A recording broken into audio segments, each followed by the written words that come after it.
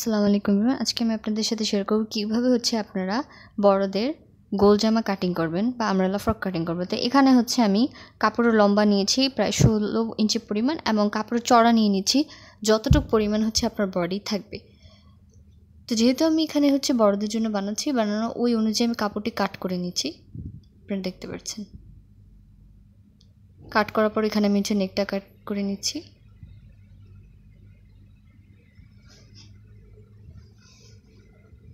এখানে 40 সাইজ বডির জন্য ড্রেসটা তৈরি করেছি। সামনের গলার মাপ অনুযায়ী কাট করে নিলাম।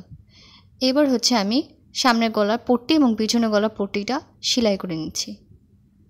পট্টি দুটো সেলাই করার পর আমি শোল্ডার দুটো জয়েন করে নেব। এরপর আমি হাতার মাপ অনুযায়ী আমার যতটুকু কাপড় ছিল ওই ছোট কাপড়ের মধ্যে আমি হাতাটা বের করে নিয়েছি। এভাবে করেছি আমি শেপটা দিয়ে নিচ্ছি। এবার জামার কোমরের মাপ অনুযায়ী আমি নিচের ঘেরের অংশটা কাটবো।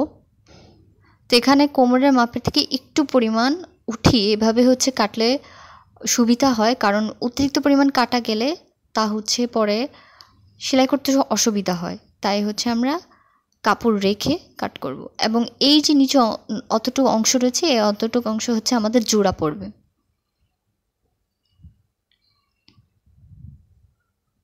আপনারা দেখতে পাচ্ছেন এই এতটুকু অংশ আমাদের জোড়া পড়বে। তো এই অনুযায়ী আমি কাপড়টা কাট করে নিচ্ছি।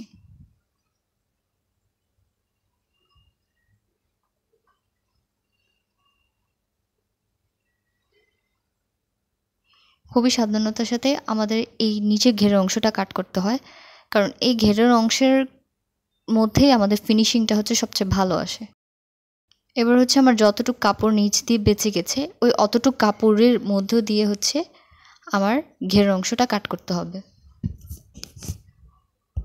এখন আমার এই এতটুকু অংশে আমি কাপড়টা জোড়া লাগিয়ে আপনারা দেখতে পাচ্ছেন জোড়ার সাইডে আমার যে কাপড়টুকু রয়েছে কাপড়টাকে আমি নিচের সাইডে রেখেছি আর আমার ঘেরের অংশটাকে উপরে রেখেছি। এভাবে রেখে এই অনুযায়ী কাট করে নিব। এবার আমি কোমরের সাথে আমার জামার অংশটা অ্যাটাচ করে নিচ্ছি।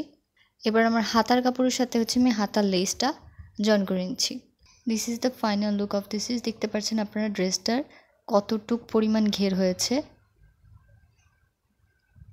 এখানে কাপড়ের পরিমাণ 3.5 গজ। Thank you.